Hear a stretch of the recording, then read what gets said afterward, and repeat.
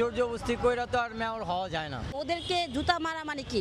একটি মুদ্রার এপিঠ ওপিঠ হয়ে গেছে আওয়ামী লীগ এবং বিএনপি। এতে ওই সময় তো সরকারি অবৈধ ছিল, যে সে তো বৈধ হইতে পারে না। আমি মনে করি নির্বাচন অবৈধ হলে সেও অবৈধ। একটু এতদিন অপেক্ষা করছে, এখন আর কিছুদিন অপেক্ষা করুক, অপেক্ষার পরে তো অবশ্যই রেজাল্ট আসবে, কে মেয়র হবে আর কে হবে না। অবৈধ সময়কার আবার মেয়র কিভাবে আসে, এটা আমরা জনগণরা মেনে নিচ্ছি না। এখন আমরা এসে আবার পুরাতন বন্দোবস্ত দেখতে পাচ্ছি, ক্ষমতার নেশা, ক্ষমতার পাওয়া। তাদের তো ওভার কনফিডেন্স, তারা মনে করতেছে যে 5ই আগস্টের পরে তারা ক্ষমতায় চলে আসছে। তারা কিভাবে এত বড় সাহস পায় যে আসিফ মাহমুদের গালে জুতার বাড়ি মারে? আমি এটার তীব্র নিন্দা জানাই সাধারণ নাগরিক হিসেবে। নির্বাচন অবৈধ অথচ ওনার মেয়র বৈধতা স্বীকার করতেছে, এটা কেমন কথা? ওনারা এই যে রেডিমেড খাবারগুলো, এগুলো খাওয়ার জন্য একেবারে কি ছেড়ে কি করবে ওনারা নিজেও জানে না। তখন ওনারা কোথায় ছিলেন যখন ওনাদের নেত্রী কারাবন্দী ছিলেন? হ্যাঁ, ওনাদের আরও নেতাকর্মীরা ছিলেন, তখন ওনারা কোথায় ছিলেন? তখন ওনারা কেন কোনো কথা বলতে পারেনি? এই যে মেয়র হওয়ার জন্য ইশাকের জন্য এরা সবাই আন্দোলন করছে, এ থেকে সরে আসা দরকার। আসিফ মাহমুদ এমন একজন যোদ্ধা, 24শে গণঅভ্যুত্থানে যারা বলেছিল যে কাল নয় আজকেই আমরা লং মার্চে বের হব, যে উনি একজন যোদ্ধা, ওনাকে যারা এভাবে এই জুতা নিক্ষেপ করছে এইটা লজ্জাজনক। তারা, আমি বলবো তাদের মধ্যে যে জ্ঞান, সেই জ্ঞানটুকু নেই যে কাকে কোন জায়গায় সম্মান দিয়ে কথা বলতে হবে, তারা সেটা ভুলে গিয়েছে।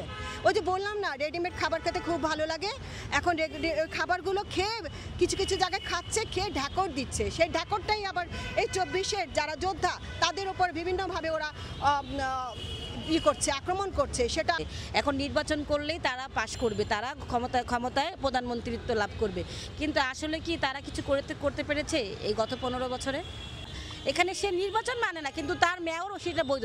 একটা দেশের যখন নির্বাচনটা বানচাল ঘোষণা করা হইলো, অবৈধ ঘোষণা করা হচ্ছে, সেখানে সে কিভাবে বৈধতা? আমাদের আসিফ মাহমুদ, এখানে আমাদের নাহিদ ইসলাম, আমাদের হাসনাত আবদুল্লাহ, আমাদের সাজিদ আলম, ওরা কারা? ওরা আমাদের দেশের সন্তান। ওরা নিজের জানকে বাজি রেখে 24-এর গণঅভ্যুত্থান করিয়েছে। ওরা ছিল তখন ওই গণঅভ্যুত্থানের মহানায়ক। ওদেরকে জুতা মারা মানে কি? আপনার আমার দেশের শহীদদের গালে জুতা মারা। এখন তারা সংস্কার চায় না, তারা নির্বাচন চায়। আপনি কি মনে করেন এখন নির্বাচন দিলে আবার সেই 15 ফ্যাসিস্ট ফিরে না আসবে? বলেন, সরকার ব্যবস্থায় এখন আমরা এখন নির্বাচন চাই না, আমরা আগে স্থানীয় নির্বাচন চাই, তারপরে আমরা জাতীয় নির্বাচন চাই। আগে সংস্কার, তারপরে নির্বাচন হবে। কেন এত নির্বাচন? এতদিন সহ্য করতে পারছে, এখন কেন পারে না তারা সহ্য করার জন্য? যে গায়ের জুড়ে সবাই নিজেদের দাবি আদায় করে নিতে চাইতেছে আর কি। আচ্ছা, ইশাক যে মেয়র হয়েছে, এটা তো হয়েছে যে ইশাক সাহেব যে মেয়রশিপ যে দেওয়া হয়েছে, ওইটা তো হয়েছিল নির্বাচন কমিশনের আদেশে, তাই না? নির্বাচন কমিশন চাইলে তো তাহলে বিএনপির ক্ষমতায় বসাই দিতে পারে। এভাবে তো আসলে জিনিসগুলো হইতে পারে না। আসিফ মাহমুদের কথা বলতেছেন, তো এটা আসলে কোনোভাবেই অ্যাকসেপ্টেবল না। এটাকে বলা যেতে পারে যে পলিটিক্যালি কি বলে, নোংরামি বলা যেতে পারে। ইশাক সাহেব নির্বাচনের ফলাফলের পর উনি আদালতের শরণাপন্ন হয়, এই দৃষ্টিকোণ থেকে যে ভোটাররা তাদের নির্বাচিত নেতাকে তার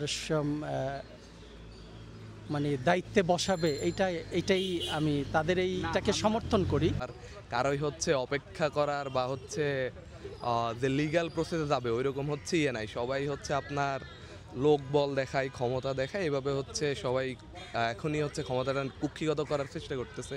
আসিফ মাহমুদকে নিয়ে, আচ্ছা, উনি হচ্ছে একবারে অগ্র সেনানী, জুলাই বিপ্লবের অগ্র সেনানী একজন মানুষ।